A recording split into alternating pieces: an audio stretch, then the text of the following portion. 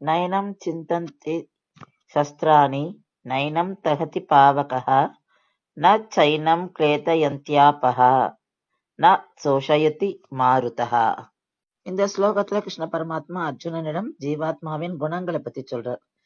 ஜீவாத்மாவை கத்தியை கொண்டு வெட்டவும் முடியாது, நெருப்பால எரிக்கவும் முடியாது, தண்ணீரால நனைக்கவும் முடியாது, கரைக்கவும் முடியாது, காற்றால உலர்த்தவும் முடியாது அப்படிங்கிறார்.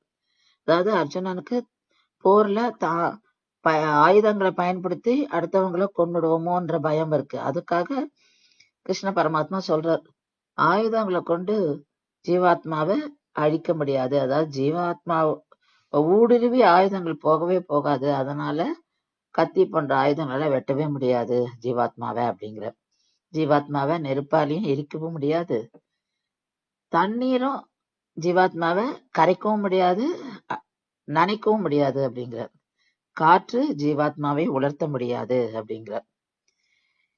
அதனால நம்ம இன்னொருத்தர, அதாவது இந்த போர்ல கொல்றோம் அப்படின்னு நினைக்க கூடாது. ஏன்னா எந்த ஜீவாத்மாக்காலையும் நம்மளால அழிக்க முடியாது. அததான் இங்க அர்ஜுனனுக்கு விளக்குகிறார்.